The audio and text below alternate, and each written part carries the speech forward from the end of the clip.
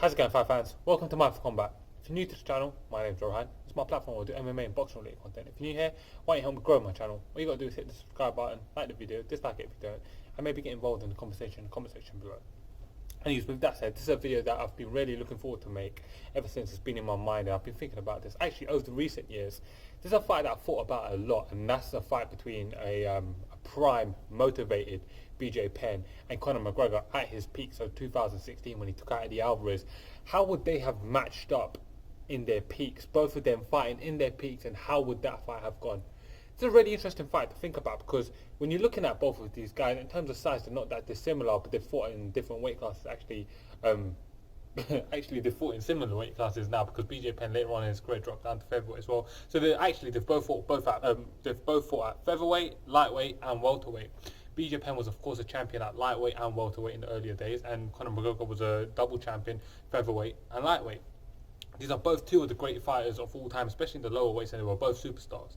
BJ Penn in his own right was the original superstar at 155 pounds. It actually showed the world of mixed martial arts that someone could be 155 pounds and be a superstar. Now that sounds crazy in this day and age, but if you've been watching MMA for as long as I have, you know that back then it was BJ Penn, and really the shows were built around him, and there were some sensational shows about it. Now BJ Penn's gone on and stuck around for a bit far too long, and these records really looking really bad these days, and he's actually on like an 8-fight losing streak. So I'm talking a prime BJ Penn. The best version of BJ Penn, in my opinion, I saw was when he took out Diego Sanchez at 155 pounds. 155 pounds was his weight class. It should have remained his weight class throughout the course of his career, and that's the version of BJ Penn that we're talking about. This fight will be fought at 155 pounds in my mind. So let's break this fight down at 155 pounds. Now let's go through the players here.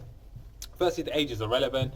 It's an irrelevant stat in both of in a fantasy fight, so they're both in their primes, whatever the number that is, you guys tell me.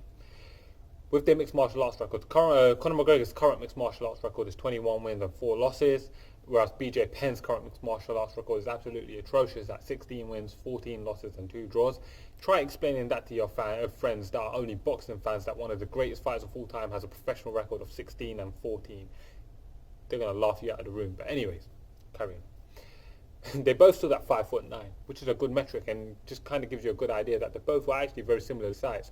Conor McGregor did enjoy a bit of a reach advantage though, with a 74-inch reach as opposed to BJ Penn's 70-inch reach, and being that they both like to box in the peak of the days, that's an interesting metric to take note of. Conor McGregor had that karate boxing style. He used to like that interesting karate stance, and then he used to throw a lot of spinning kicks earlier in his career. But where he excelled was the power in his punches. He carried lots and lots of power in his punches. Obviously, he dropped Diego Brandao with that spinning head kick. It's almost like a spinning back kick to the head. But his really key characteristics in the game has been his boxing, his precise boxing, power punches and left hook in particular. With BJ Penn, when we're talking about style, we're talking about a guy who literally could do it all. But where he shined also was A, in the boxing, and B, in the BJJ. He had a great guard game, and he was just really devastating in BJJ. He was a world champion in the world of BJJ, and actually got a black belt in BJJ in like record time in like 3 years. So that in itself was absolutely insane. Two great fighters, and if they would have fought in their prime, this would have been a great fight. Some of the key wins. Conor McGregor has a long list of great key wins, so we're talking about from early in his career. He beat early stages of Max Holloway, beat him, he holds that head on his record. He beat Dustin Poirier, which was a great win. He beat Chad Mendes, which was a great win. He beat Jose Aldo, stopped Jose Aldo for the first time, gave Jose Aldo his first loss, which was after a 16-fight win streak or something ridiculous like that, maybe even more, maybe like 18-fight win streak off the top of my head. So that was incredible. Came up, beat Nate Diaz in the rematch, and then took out the underground king himself, Eddie Alvarez, to become the lightweight champion of the world. He has got a great resume of wins. BJ Penn's got a pretty damn great resume as well. When looking at some of the all-time greats on his resume, we're talking about guys like Matt the Terracero was on his resume. He beat Matt Hughes not once but twice to cap out his trilogy. His final win was the win over Matt Hughes. Kind of sad actually to think about that now. He had wins over the likes of Takanori Gomi, a guy who's regarded as one of the greatest lightweights of all time as well. Sean the Muscle Shark Shirk. That was a great fight, UFC 84, Ill Will. That's one of my favourite cards coming in. That's actually Brock Lesnar's UFC debut, that card. Great card. What a great card that was. Tito Ortiz fought Leo. I'm digressing.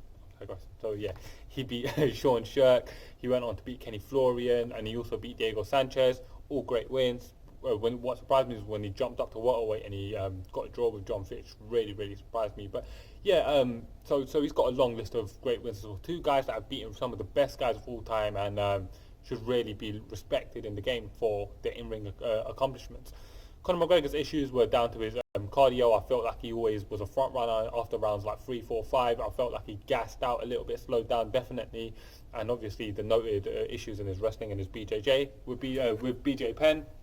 His issues were, funnily enough, also his cardio and his motivation, but that doesn't count in this one because this is a motivated BJ Penn versus Conor McGregor. It's brilliant fantasy fight breakdowns. The X factor for Conor McGregor would have been his sharp pinpoint boxing, the power that he carried, and that was always the X factor for Conor McGregor. For BJ Penn, his X factor would have been his ground game, his Brazilian Jiu-Jitsu abilities, how good he was on the ground. He was absolutely exceptional, and his durability and toughness. He was a really hard guy to put away early in his career. Now he gets knocked out by fat guys in a pub, but back in the days, World Championship fighters weren't putting him out no matter what they were putting him through. BJ Penn was a tough human being. Let's get into my prediction now. This is a really exciting fight for me, and the more I think about it, the more I'm upset that I never got to see it. This would have been fought in boxing range, in my opinion, because where both of these guys shine on the feet was in their boxing. The combinations were brilliant. BJ Penn had a beautiful snappy jab. He messed up Sean Sherk all night with that, and Conor McGregor has been finishing guys his whole career with his combinations and fast power punches. On the feet, I believe that it would have been really even. Conor McGregor had good kicks as well, and I think Conor McGregor would have utilised that to win the earlier rounds. Now, where this fight gets interesting is that BJ Penn can win this in more than one metric. There's different areas in this fight where he can shine and he can win this fight, and that's where it gets really interesting. So I think Conor McGregor would have won round 1, would have won maybe round 2, but the thing is BJ Penn would have been there the whole entire time and would have been giving Conor McGregor a lot of trouble the entire time.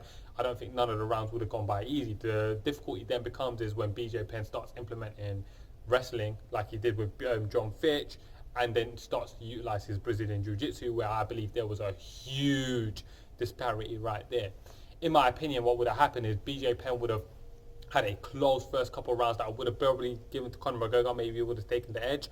But then as the fight wore on, I believe that BJ Penn, he would have been able to start implementing his more well-rounded game and eventually take the fight down. We may talk about BJ Penn as just being a boxer, but actually ask Diego Sanchez, he could kick as well. But still, I believe that Conor McGregor would have had the edge on the feet. As the fight wore on, though, BJ Penn would have started utilising his more well-rounded game, and then I believe BJ Penn would have started to implement that, got the fight down, and ultimately I believe that BJ Penn would have submitted Conor McGregor for a round 4 or early round 5 rear naked choke victory, and that would have been an absolutely exceptional thing to see. So fighting fans, for my official prediction, I predict that BJ Penn would have won this fight via submission later in the fight after a tough early couple rounds. So fight fans, comment below, let me know what you guys think about my breakdown, my prediction, and let me know what you guys think about how this fight would have been. If it's the first time you checked out my channel, remember to like the video, subscribe to the channel, all that jazz.